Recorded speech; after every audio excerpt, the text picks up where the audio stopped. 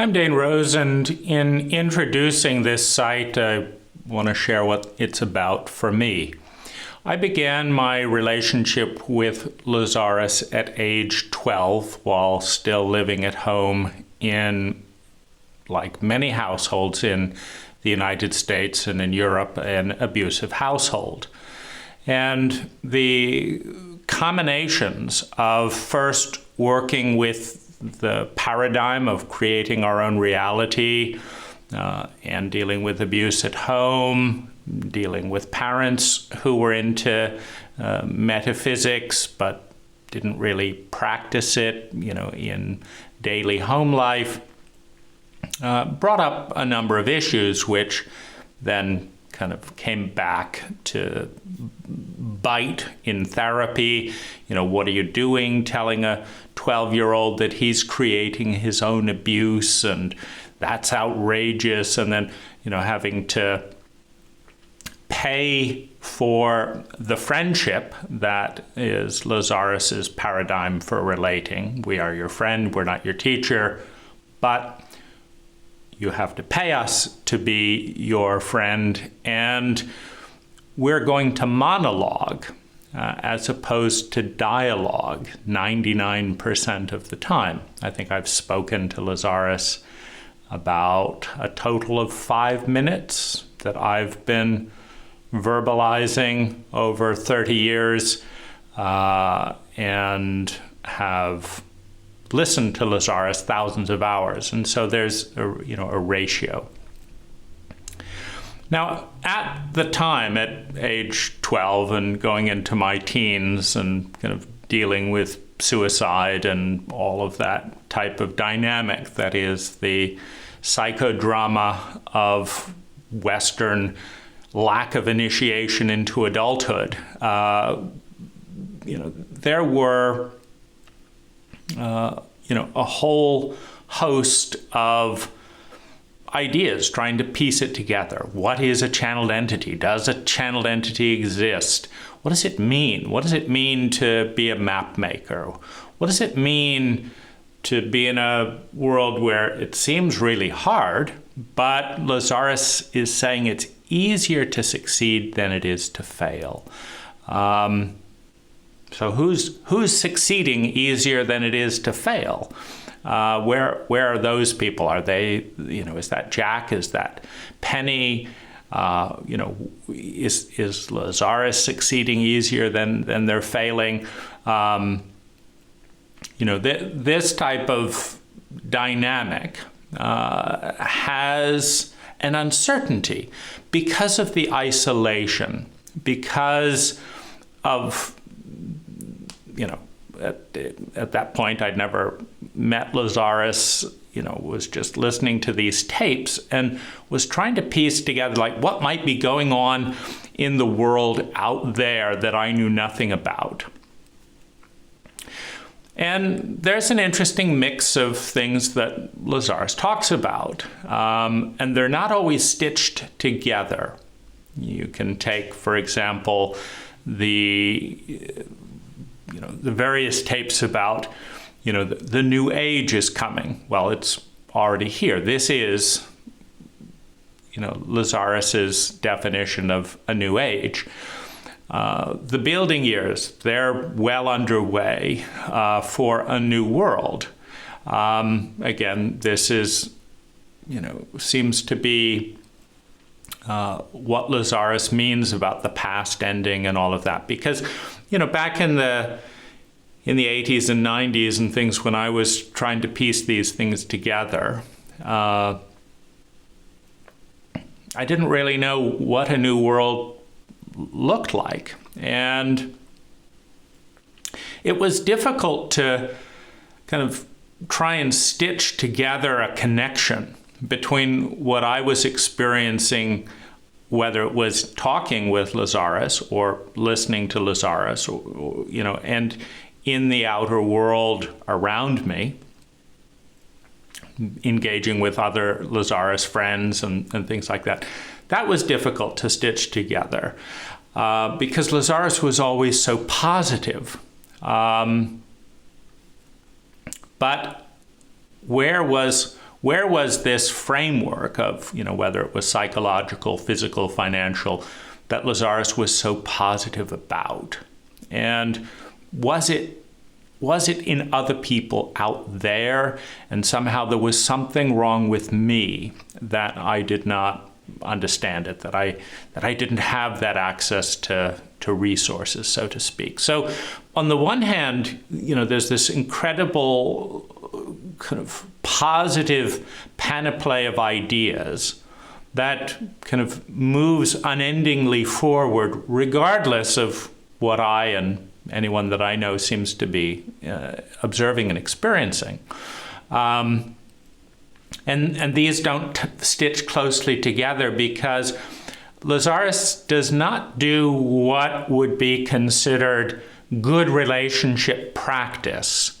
If you talk with the best psychological scientists on the planet, like a John Gottman or Harville Hendricks, or any of the people that have kind of studied what works in relationship, none of them will suggest monologue over dialogue.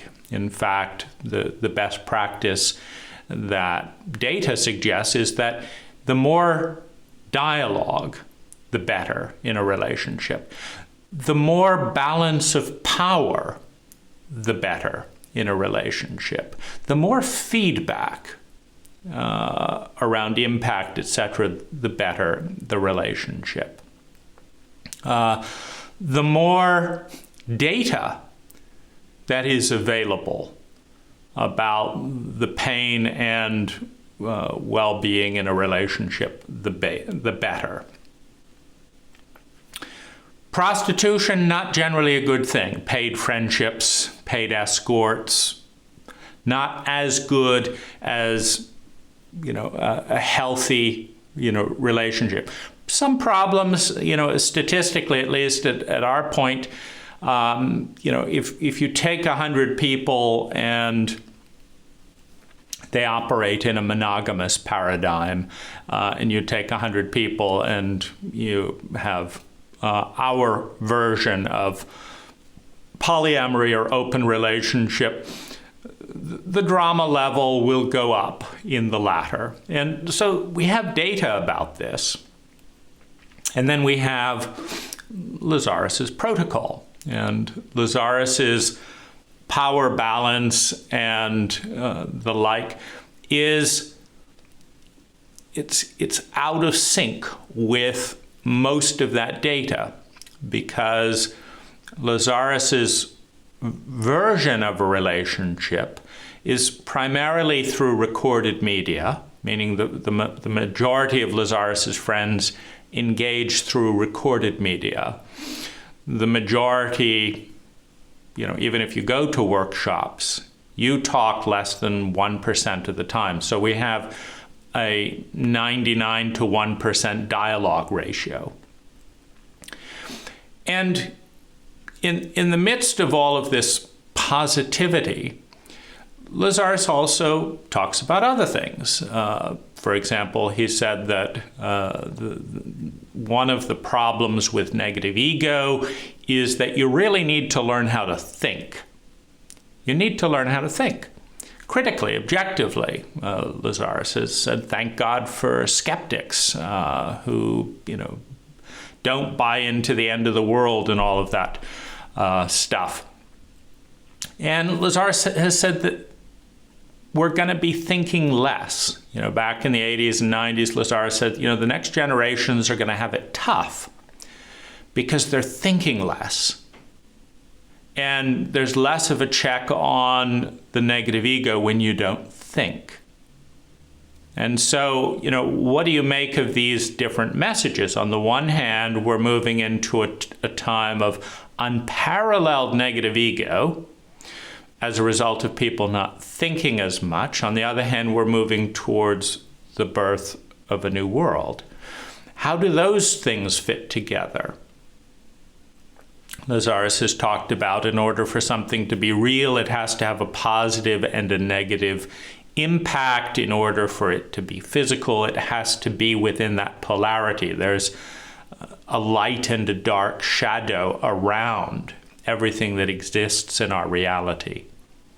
And so this website really is an exploration of the light and the dark shadow of impact that exists around the relationship with a concept synergy employee and concept synergy, a concept synergy customer or client and concept synergy, a client of Lazaris, and these are kept somewhat as distinct entities through the paradigm of channeling. The idea that Lazaris has nothing directly to do with concept synergy and Jach Pursel. However, the brain, in its associative way of building relationships, intimately connects set and setting with what happens in set and setting. If a child is traumatized, raped, for example, by a tall blonde man in his 20s, the child is going to be re-triggered if that trauma has not been resolved and integrated, a rare thing in a trauma-illiterate culture. When they see a tall blonde man with similar facial features or that smells the same. In other words, the brain works associatively, relationally, regardless of the supposed differentiations. If I've been humiliated repeatedly by my parents at the family home, my body is going to produce chemicals that bring up those associative feelings of humiliation if I haven't cleared those out, if I haven't dealt with them when I go and visit the family home. If concept synergy has traumatized clients or staff members in close proximity to Lazaris and the Lazaris material, there will be a mixed association, because in order to access Lazaris, concept synergy has positioned itself as a monopoly publisher, as a monopoly gatekeeper, and that has extended with the streaming platform because when they were in more of the growth period. See, Lazaris is now in a declining period in global market share of new age ideas. But initially, when there was a growth period, concept synergy was trying to, wholesale books and tapes and CDs and stuff to as many people as possible, around mostly the United States. Which brings up a whole another interesting question. Because Lazaris has stated on reality creation, the basics, that they are the highest resonance that ever has, is, and ever will touch the planet.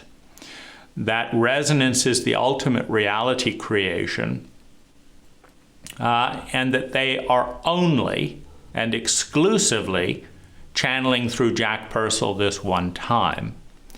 And that they are above gods, above deities, and are creating universes in their equivalent of spare time, meaning we have a little bit of our energy is off here creating universes, a little bit of our energy is off here talking with you, and we're here to talk with Penny and to talk with all of you and give something back. And so that's kind of a paradigm, that's an association, which I think the average person who believes those ideas, and it's worth noting that anytime you buy something with your attention, with your time, and with your money, it's an investment in a belief. And the investment in the belief is that this is going in the right direction. And the right direction for every human being is sustainable well-being. It is an innate human drive to feel and want to feel sustainably better and to avoid feeling chronically worse. Every human being in the history of humanity has wanted to feel sustainably better and has wanted to avoid feeling chronically worse. Now, there are interesting twists and complexities in there in the maturation and evolutionary cycle. For example, a teenager going through the period of antipathy and the sympathy-antipathy synthesis maturation process, a teenager is needing to differentiate themselves to find a stable, autonomous identity outside of the family system as part of moving towards synthesis in the adult. And, you know, in, quote, the terrible twos, you're trying to learn the art of regulation. And so, you know, when you understand that regulation is necessary for sustainable human well-being, when you understand that iteration, that evolution is necessary for life, when you understand that, you know, scraping a few knees may be necessary to learn to ride a bicycle when the competency is not very high in, you know, because of course, in a highly competent and sophisticated culture, we might have simulations where all of that, you know, falling off the bike is at a lower level of density. I mean, you still have to fall off the bike in the simulation.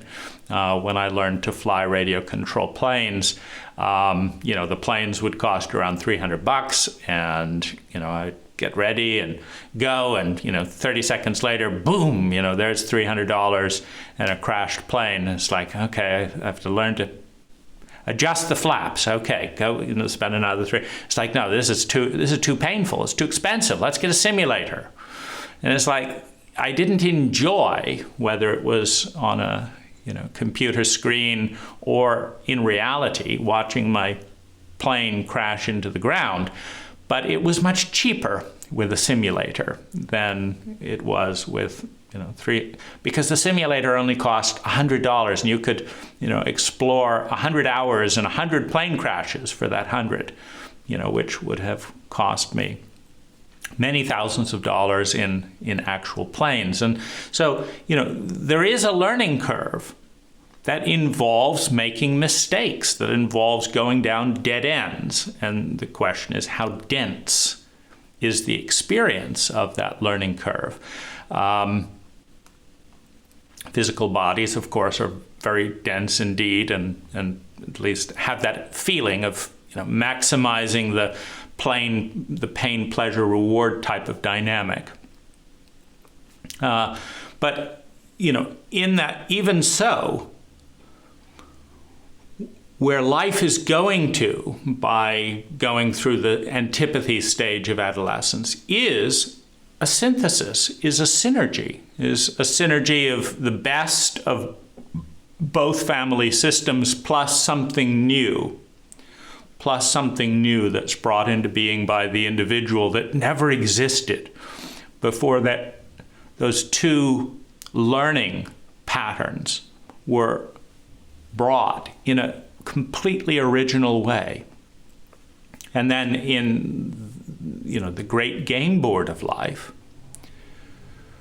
the most intelligent, the most efficient, the strongest, the fastest, the most successful at forming interconnected relationships win, go ahead. And so we want to feel sustainably better. We want to avoid feeling chronically worse. If we spend $1 at concept synergy, it is with that goal in mind. If we spend an hour listening to Lazaris, it is with that goal in mind. Because it takes an incredibly self-destructive person to say, I would be having way more fun at the movies. I would be learning more at the movies. I would be saving money at the movies. I would be closer to my house with less of a commute at the movies. And my whole life would be better with what I iterated and took out of the movies and took home than flying to Orlando or, doing this with a crystal or whatever. But I'm still going to go to Orlando or wherever it is or sign on to the forum. I'm going to do this thing that is less fun, more expensive, less effective, benefits my life, less, causes more alienation from all the people who don't understand the Lazaris framework. But I'm still going to do that because I want to punish myself. We innately want to feel sustainably better, which means to learn the mastery of doing that. But I'm going to do this other thing, more expensive for more suffering. That's not human nature. When we believe in something, and this is a choice to some extent, and it is a very strong environmental influence. As Lazaris has pointed out, every single person born into our culture is a chauvinist unless they break it. Why? Because chauvinism is an innate core belief in the cult. Everyone born in America, etc., is a chauvinist and a racist, according to Lazaris, and the data backs that up. Why? Were they born that way? No. It's a tremendously interwebbed cultural influence that is so thick that Lazaris can say with confidence, because he didn't give caveats to that you are a racist and you are a chauvinist unless you do the work to undo the damage, the misinformation of your cult. And so the cult around you has influence. An influence that can be so thick it has certain impact. Lazaris didn't say some of you are chauvinists.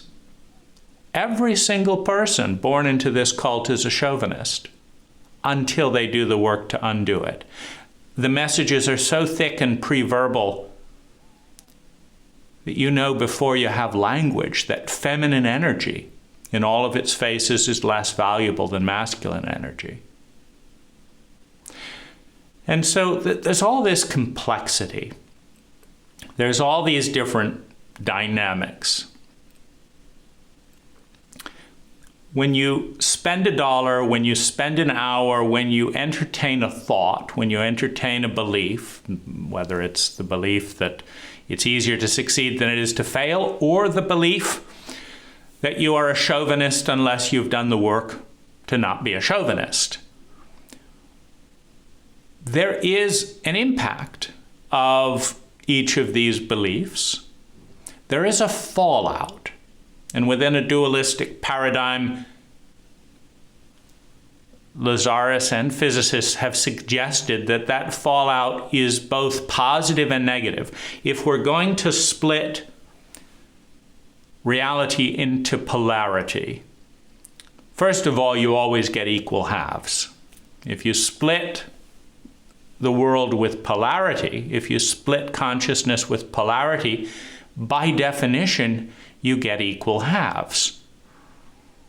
And in this polarity of positive and negative, constructive and destructive, black and white, feminine and masculine, when you cut the world in half, you will have an equal of whatever it is you consider to be good and an equal of whatever it is you consider to be bad. That's the nature of polarity. And that everything has a dark and a light side. If a leaf falls off of a tree, it's no longer giving that tree life. It's perhaps negative for the planet's oxygen, etc., but now it's providing something in the soil. You have an innate connection between a birth and a death, between a destruction and a creation. And what's horrible for one side looking through one lens is constructive on the other. You put in a new roadway into a neighborhood, and it's great for the neighborhood, but billions upon billions of microorganisms cease to do their function. The soil starts dying under the weight, and the toxic leaching of creosote, and worms' activity goes down, and you start to increase more roadkill, etc. So from that perspective, it is a disaster. So is it the great new thing, or is it the disaster? And so this site really is an exploration of that polarity with concept synergy and with Lazaris.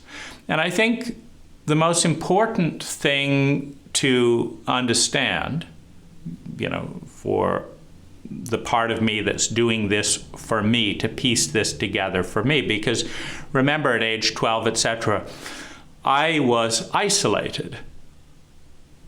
Other than my parents, who were the biggest abusers in my reality, other than my parents, I didn't know anyone who worked with Lazaris. And other than the spiritual warfare of, me challenging my parents to, be less abusive to myself and my 5 siblings and do this and that, and them challenging me to create my own reality and create better parents, which is obviously part of the probability field of giving American 12-year-olds access to the Lazaris material. Meaning you have a probability field. When you introduce anything into an environment, it changes the environment. Environments are ecological. Cultures are ecological. Belief systems are ecological. Physical environments are ecological. Financial systems are ecological. When you introduce an energy pattern into any ecology, it changes that energy pattern. And in the change, it produces a probability field. Now, it also produces synergy. There are negative and positive synergies in every aspect of reality. A hand is a positive synergy through the lens that we consider positive when it gives a massage, but it is a negative synergy, again viewed through the lens, when the hand shoots up a day school with an automatic weapon designed and built by other people's hands. And so you have these positive and negative synergies. They're all around us. Reality is a synergy, dark and light, depending on the lens. There's a probability field.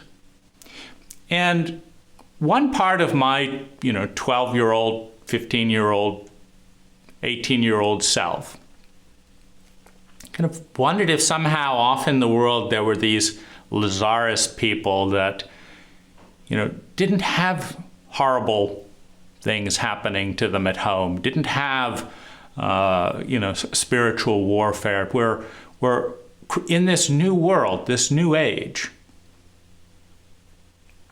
Where are those people that Lazaris is so excitedly talking about, and this is wonderful, and that's wonderful, and all this is, where's that?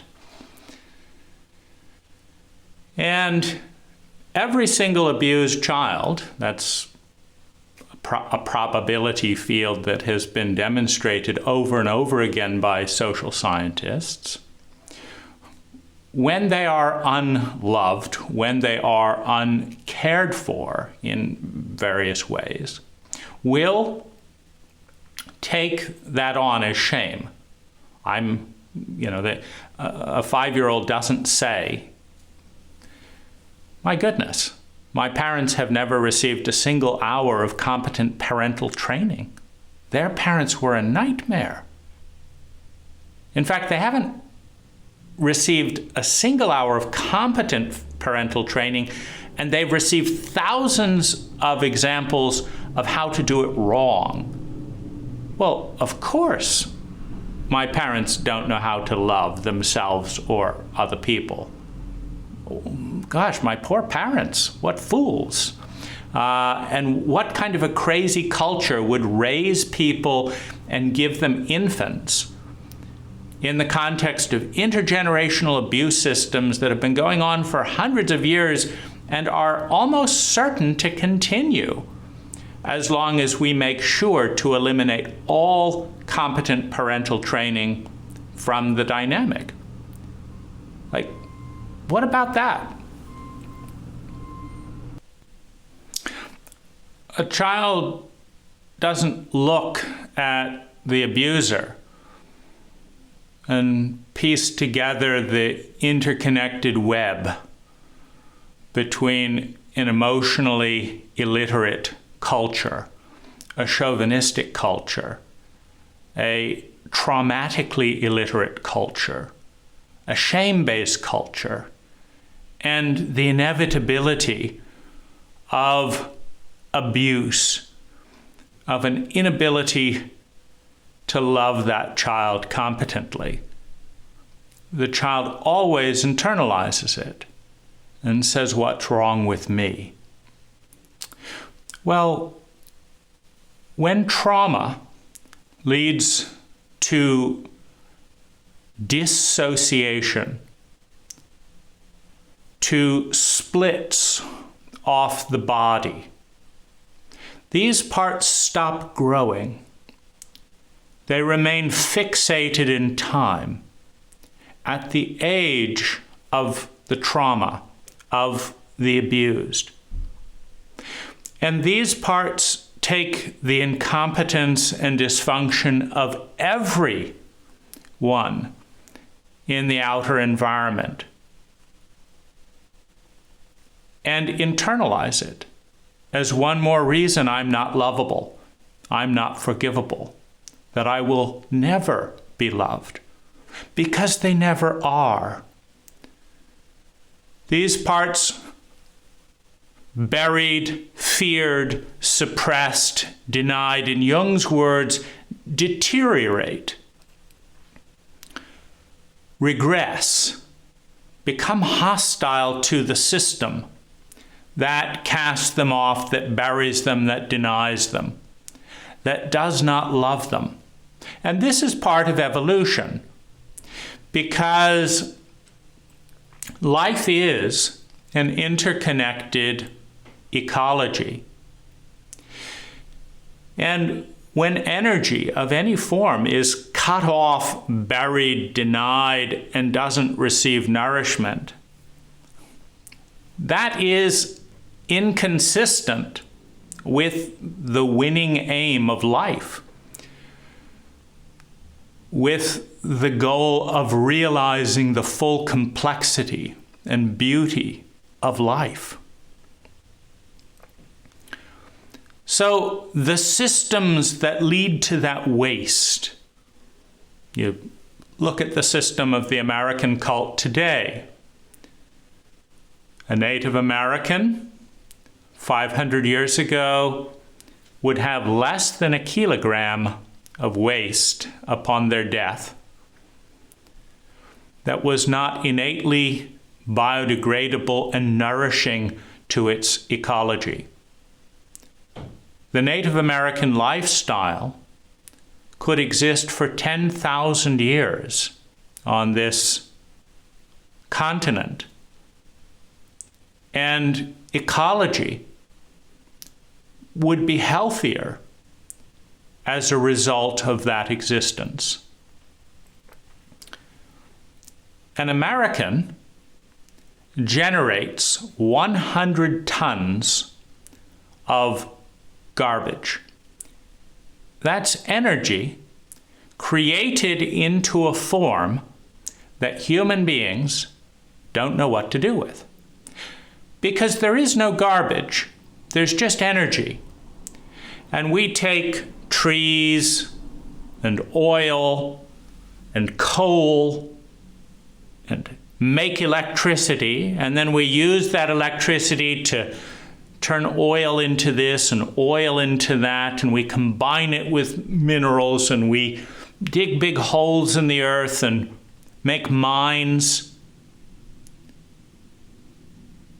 And as a result of all that energy expenditure, we make things that we don't know what to do with.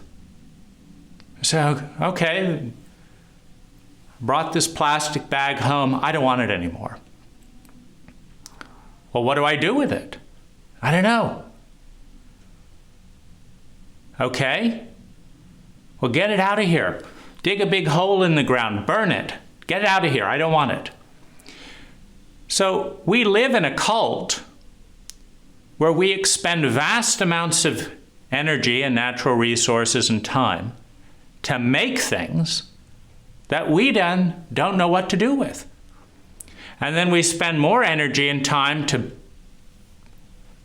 dig big holes in the ground or burn them, either polluting our lungs or our groundwater one way or another, but we just get rid of it.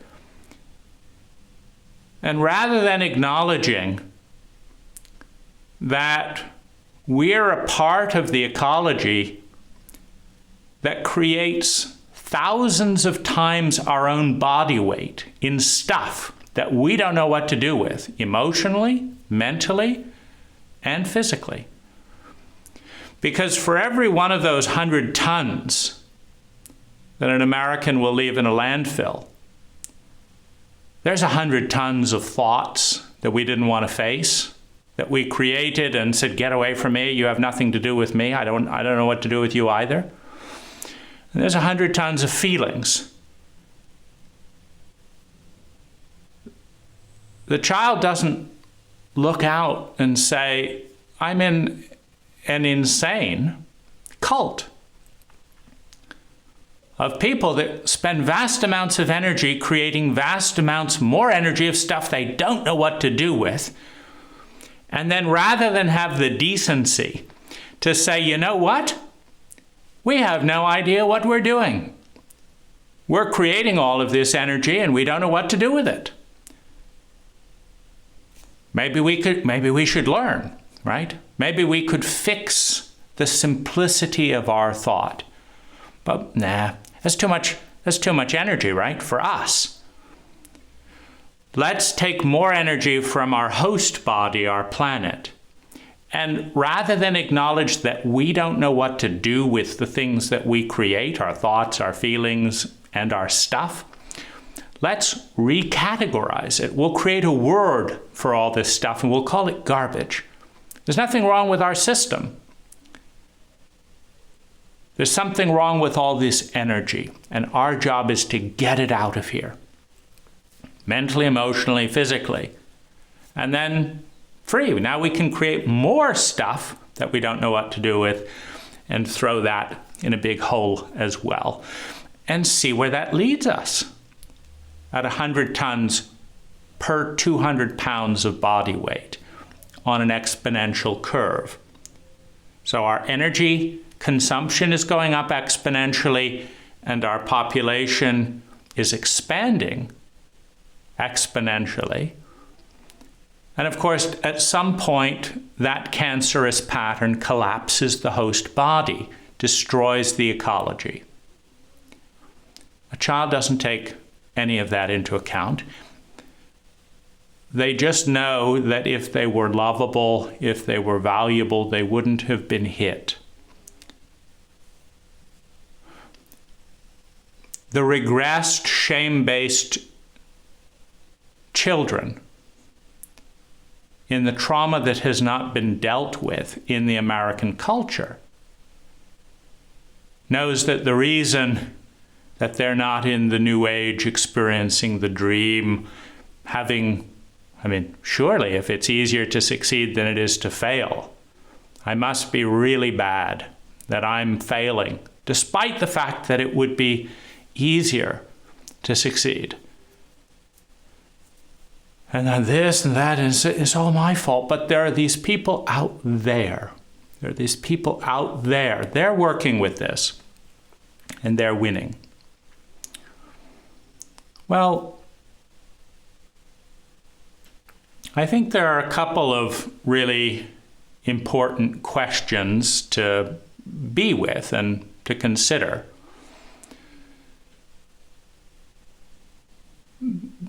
The first is whether or not our relationship with Lazaris in a dualistic paradigm, in a polarizing reality, is all of what we would consider positive or all that is considered negative. Because we place those values when you create a polarity, black and white, well, as relatively white people, we enslaved black people because black was obviously less valuable than white. It's other. It's out there. That's not true, of course. You cannot ask a scientist to prove that black, the color, is more or less useful in reality than white. But it's the way we need to make decisions as an ego. And we're trying to make the decisions that will lead towards sustainable well-being. And so what's bad is a decision that leads towards unnecessary chronic suffering. And what's good is a decision that leads to more sustainable well-being. Well, one of the Scandinavian secrets of peace and happiness is homogeneity, meaning part of the happiness in Denmark and Sweden is fracturing as people from different races in the European Union move in, because it feels better to be around known phenomena, positive or negative. The unknown brings up the amygdala, the fear center. It's unknown. I had fear when I first heard about Lazaris because it was an unknown paradigm. And at age 12, with a Judeo-Christian background, Lazaris sounded like a spirit. And was he a bad spirit or a good spirit? It's just safer not to deal with Lazaris at all. It's an unknown variable. It's risky. You want to go to hell for all eternity because you listen to some tape? What good is going to come out of that for a 12-year-old and all of this? And so we look at things through our paradigms.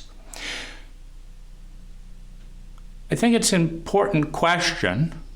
What are the positive aspects of having a relationship with Lazaris as we define positive? And what are the negative aspects of having a relationship with Lazaris as we define negative? What are the positive aspects and negative aspects of having a relationship with concept synergy? What are the positive and negative aspects of having relationships with other people in the Lazaris community? I think, what are those positive and negative aspects? Understanding that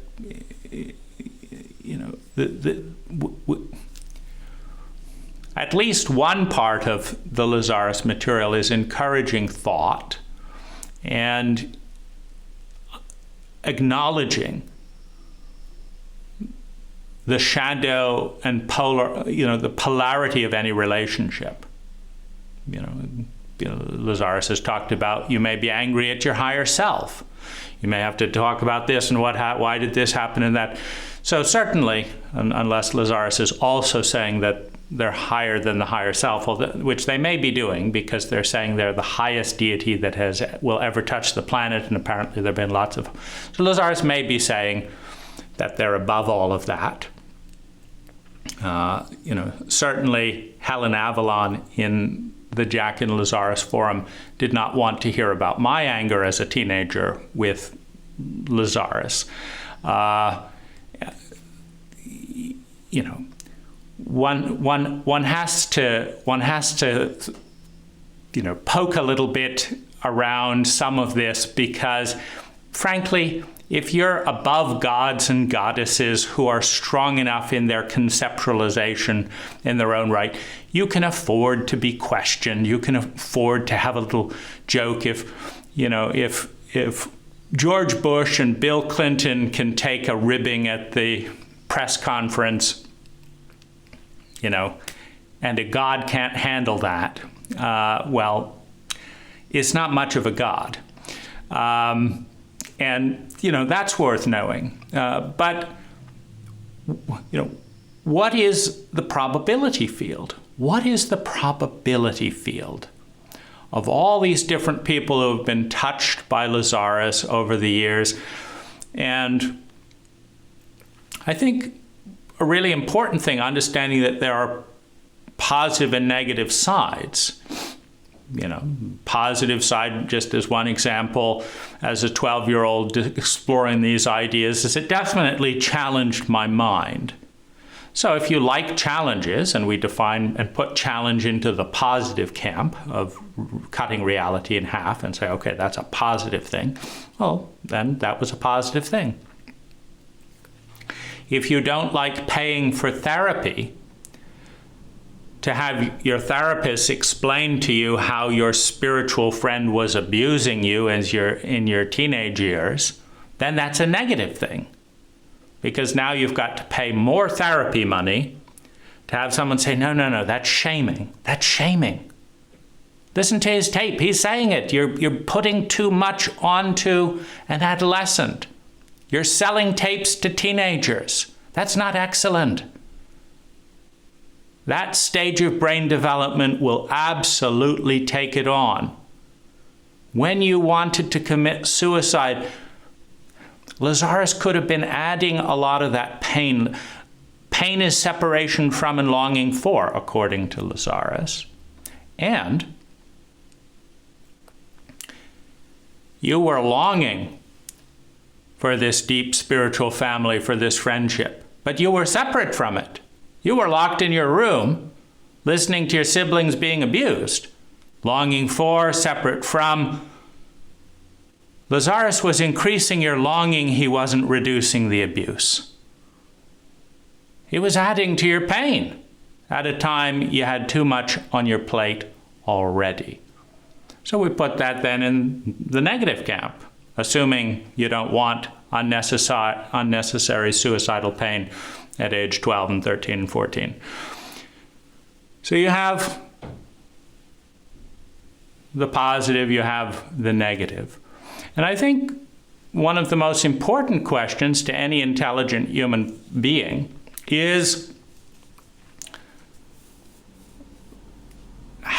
overall, does a human being exposed to Lazaris and Lazaris's paradigms and ideas, of which he has at times said, all beliefs are false, so pick the ones that work? Well, Lazaris is filled with beliefs. You create your own reality as a belief. And Lazaris says that it's false, just like every other belief. But does it work for you? Well, it didn't work very well for my 14-year-old. Because I'd go into the room of beliefs and this and that and the other, and my parents were still abusing my younger siblings when I'd come out. of the meditation. It doesn't work very well for the Lazaris friend who has excommunicated me for thinking about all these things, because that's one of the things when you get caught in a dogma, is anyone who steps outside the dogma becomes a heretic of the dogma, creates instability in that uncertainty. So I've been excommunicated by this particular Lazaris friend, but he does these meditations and expects his business to grow, but he won't hire employees. That would be too practical and too mundane. And then he feels like a failure. But the idea that he might benefit from taking some business courses and doing this and that, no, I want to do this meditation again and again.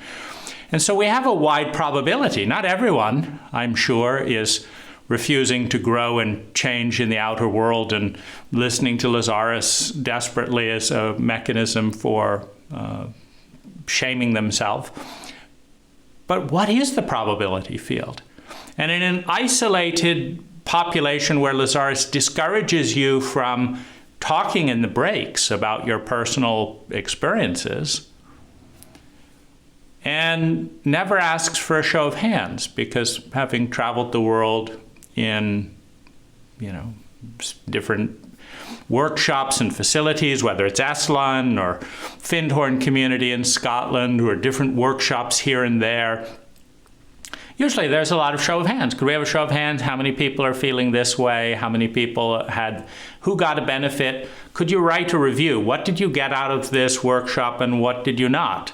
Now, most of those don't take the intelligent step of publishing the metadata. 67% of the people who take our workshops thought it was a great workshop. 5% were traumatized by it. 3% had horrible experiences with participants they didn't know how to deal with. And some of them just found it very confusing and overwhelming. And that's our data set. That would be kind, because it would give you information to reduce the odds of having a negative experience and go to positive. Now, most gather the information informally. So a facilitator at a workshop who's watched, 200 different separate groups raise hands at about 60%, they know the statistics about their group and about their impact. They just won't tell anyone else because it might not be good for marketing. But Lazaris doesn't ask for a show of hands. So no one gets to see in the room and say, oh, I see. 87% of the people are still dealing with the thing they were dealing with a decade ago. Maybe Lazaris's techniques don't work very well. Maybe they work better than a comparison study or not. Do we know? As a probability field. The thing is, if you're the creator of universes in the highest resonance to ever touch the planet, you don't fear data. You don't fear people being empowered because you're not insecure. So one then is left to conjecture because one cannot dialogue as easily.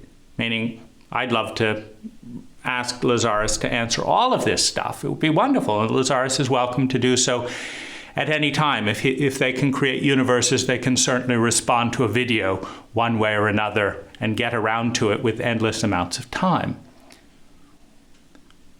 But that would be inconsistent with Lazaris's protocol of talking about what they want to talk about in the location they want to talk about it in, for the fee they want to charge, in the format that they want to use, which is 99% monologue.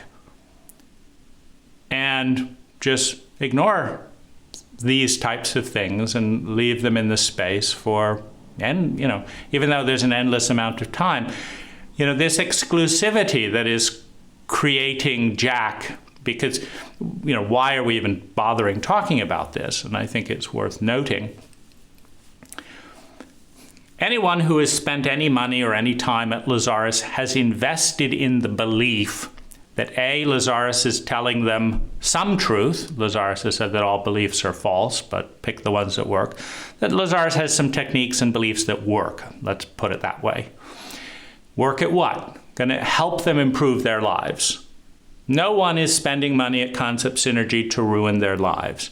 So if their lives are ruined in the context of working with Lazaris, they're going to be upset. I mean, I spent all this money, I did all this, and my life is ruined, particularly if there seems to be a correlation between, it's like I wanted to find love in my life, but as soon as I start telling my lovers about how I believe in this disembodied entity, they run for the hills, and I can't find love in my life because I've got Lazaris in my life, and it's inconsistent with 90% of the paradigms in my cult, and I look like a freak in a cult that hates nonconformity.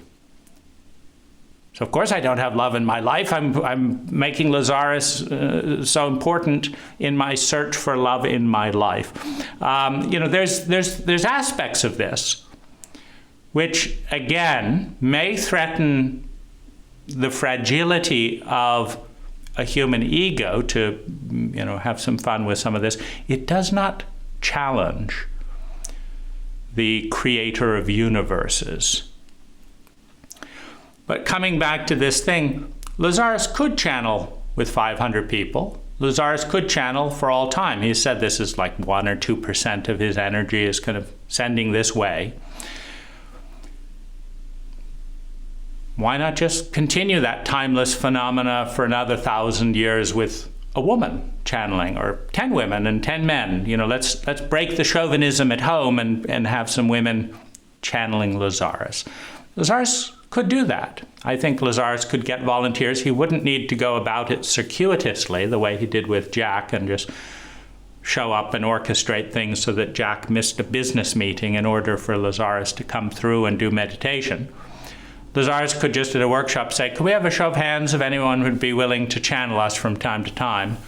We'd like 10 women and 10 men, and the first 10 have got the job.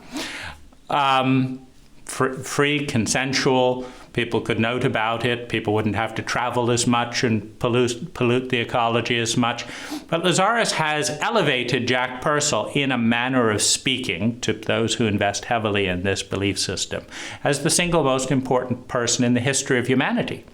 Lazaris has poked fun at Jesus. Lazaris has poked fun at Christianity, of this and that. Lazaris has poked fun at Rajneesh and all kinds of spiritual, ne'er-do-wells. But Lazaris has elevated Jach Pursel, supposedly, as the monopoly gatekeeper of the most important energy in the history of humankind. Everyone who spends another dollar at Concept Synergy is investing in that particular belief. The question is, does it work? And for that, we need lots of data. We need a probability field. Now, it empowers people to have data sets. For example, I give you a glass of orange juice. Would you like some nice organic orange juice? You say, sure. You drink it down. What I didn't tell you was that there was an ounce of arsenic in the orange juice, and that the tang in the orange juice masked the taste. So you don't know you're drinking arsenic. Now, of course, a set of data might reveal that. A set of data would reveal that, gee, it seems like people die shortly after drinking the orange juice. I mean, what's wrong with that? I thought oranges were good for you. This ties into an important awareness, which is that sometimes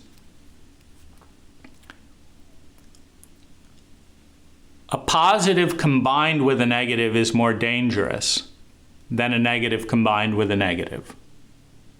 Because if I offered you a glass of arsenic and it smelled, and I mixed in some iodine and some Carreri, you took a look at it and smell it, you say, no, I'm not going to do it. But when a little bit is mixed in with smells like orange juice, tastes like orange juice, oh, it's delicious. And all those thoughts about orange juice, it's more deadly because the little bit of arsenic in the orange juice can do more harm than the orange juice does good, but you don't have a way of measuring that. This is why data sets are so useful. This is why science has risen to be the most trustworthy operating system. This is why if you went to a scientist and said, show me what happens when I walk into this wall, and they say, well, this is what happens, and you touch it and you hit the wall. And then Lazaris says that if you go into the room of beliefs and you change the belief, and then you can walk through walls, you're not going to run at the wall many times before you say, you know what, I think I'm going to go with the science on this one. For these other areas, was Lemuria 3 civilizations or 2 civilizations? No scientist is going to answer that question, so why not go with Lazaris on that one? But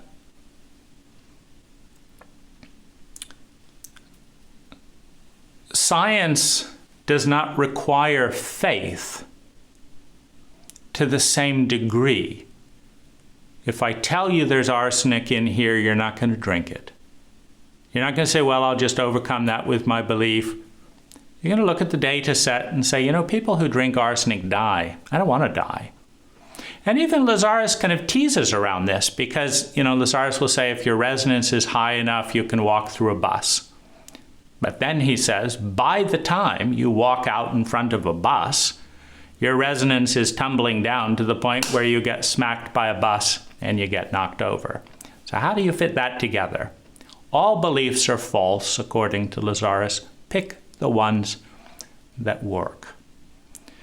Really, this site is about opening up dialogues that Lazaris chooses not to have, that Jach Pursel chooses not to have, that current staff at Concept Synergy chooses not to have, but that past staff who feel abused and upset and traumatized would like to talk about.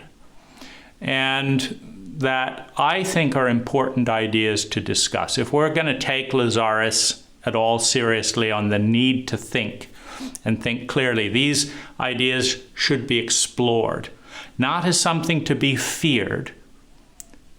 A creator of universes, the ultimate deity and all of that. The most important person to ever walk the planet, which by not too big of a leap would be Jach Pursel. Because if Jach Pursel is the sole vessel through which the highest resonance of the entire universe in the whole history of time has, coming through for this one moment, suddenly it seems to make Jach really important. Well, Lazaris chose Jach. Jach didn't, when he was doing his insurance career, did not say, you know what, I think I'd like to channel the highest resonance to ever touch the planet. I'll do this, I'll cancel my meeting and I'll do this. No, Lazaris chose that. And Lazaris also chooses the monopoly framework at Concept Synergy with its pluses and minuses that are statistically probable with all monopolies. If you take 100 monopolies and 100 free market competition type dynamics, you will get better customer service, you'll get better care, you'll get better all kinds of things in this free market dynamic. Because to compete, in Lazaris's words, is to draw out the best in the other. In monopolies, you get stultification, slowness, entitlement, this and that, because your local building department doesn't have to please you. You can't go anywhere else to get your building permit. They can run you around and send you to this department and that department, and they don't make any more money per hour and they don't make any less. Maybe they enjoy watching you suffer. Maybe they pity the person having to take time off work to go through. Either way, you've got nowhere else to go. And Lazaris granted Jach Pursel and concept synergy a monopoly. So this site is really about the antithesis. It's stuff that my adolescent would have loved to dig into and think about and explore, and to some extent, because he didn't have access to any of this information, this is for him. It's also for the regressed, traumatized, and abused parts in our culture, i.e., I'd love to say after dating and doing business with various Lazaris friends that their relationships were magnificent or above average or any of that. I wouldn't say that. I would say that a relationship with a Lazaris friend is likely to be deeper in some ways and crazier in some ways. More interesting in some ways and more destructive in some ways. It's not clear that you will have a more enjoyable relationship if you relate with either concept synergy or Lazaris or a Lazaris friend. And that's worth knowing as a data set. Also, as part of evolution, as part of life, all systems, all thought systems, all organizations, all plans are flawed, innately. And in order to move evolution forward, you have this thing of adopt the system, that's called sympathy, that's going through the childlike stage. Then you have antipathy, question, challenge, rebel, criticize, test the system. That's called adolescence, it's antipathy. You take both sets of data and synergize them and you have synthesis, it's called adulthood. It's called a new life form. One cannot iterate what is by definition a flawed system, meaning the Lazaris system of beliefs and presentation protocols in that way are a system of paid friendship, a system of presenting mostly in monologue, a system of putting things into 7-stage steps. A mathematician can break the circle down into 1,000,000 steps, into 1,000,000,000 steps, into 2 steps, or into 7 steps. It just determines, you have an interconnected gradient. You can break it down into as crude a system or as complex as a system as you want. Lazaris likes 7-step systems. But one cannot move beyond one of the crises and patterns in evolution throughout time, whether it's getting stuck on Jesus 2,000 years ago and arguing about endlessly translated books, whether it's debating Rudolf Steiner, whether it's getting locked up in Osho, whether it's Buddha, it doesn't matter. You do not evolve a technology when you are too enthralled with the one that initiated it. And fortunately, it seems the more I read and get to know, from all the different sources, Lazaris seems to have been either careful to not bring too much new technology into the space. And if you read enough, you'll find a human being saying just about every single thing Lazaris has ever said before Lazaris started channeling. So you could call that either copying, or you could call that being careful not to introduce. If you looked at the prime directive framework in Star Trek, there was this thing like, don't give them guns before they invented guns. But you could help, you're welcome to interact within their current level of technology. And so Lazaris has brought very little new technology to the table. They have brought different paradigms, and they've said it in very different ways and in different formats and styles, etc. But, whether it's the Enneagram or Lemuria or Atlantis or beauty, truth, and goodness or 7-step processes or excellence or chauvinism or whatever. It's all out there by human beings doing the work, and it's useful in finding your own unique voice to read these things and learn these things from different sides. But I think perhaps the big question, and part of this data set gathering is about that, is the question, do the people who work with Lazaris, do the people who work at Concept Synergy, do Jach and Penny and Michael, do Lazaris friends, do the people who do business with Concept Synergy, do they experience more sustainable human well-being than the people who don't? Because that's the draw. And it sounds like the teacher of, the non-teacher who monologues. It sounds like the creator of universe is the highest resonance to ever touch the planet in a resonant, paradigm. It sounds like your life would be better if you had regular consults with Lazaris at Concept Synergy. It sounds like if you're Jach, Penny, and Michael, your life would be better, would have more sustainable human well-being than chronic and unnecessary suffering than if it did not.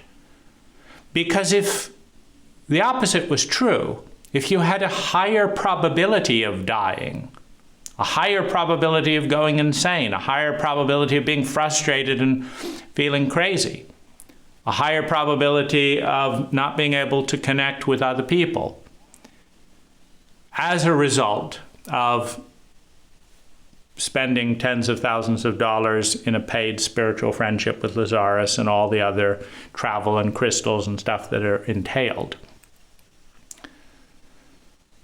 then no one in their right mind would do that. And so there's the question. And this site, because antipathy has been banished from the Concept Synergy Forum, because it is taboo at Concept Synergy to discuss any of these ideas objectively or critically, because they won't respond to me when I write to Jach, or when Barbara Brannon or any of the former Concept, because this cannot be discussed in the fullness of let's look at all this stuff and analyze it. Let's think. Let's do what Lazaris says and be a skeptic and think. Because that can't happen currently due to the childlike nature. You have regressed, traumatized populations that are looking desperately for a good, nurturing parent. Now, Lazaris says we're not that good, nurturing parent. But the child projects parent anyway. You can tell an abused 5-year-old, I'm not your parent. If you're the only safe grown-up around, they're going to hold on your leg. This is, in some ways, the tragedy that Lazaris has not dealt with one of the most important paradigms in our cult, which is trauma and PTSD. He talked very briefly to Vietnam veterans, decades ago. But the follow-up to see, did any of them heal their shame? How many of them? That's never been done. It's kind to gather data sets, because when you see 100 people who die after drinking arsenic, whether mixed with orange juice or not, you know to avoid the arsenic, but keep the orange juice. You have to piece these things together and pull them apart and work with them. And that's really what this site is about, is making it a little bit more accessible and a little bit less isolating to go through all of this in the light, in awareness, rather than in shame-based conversations in the middle of the night.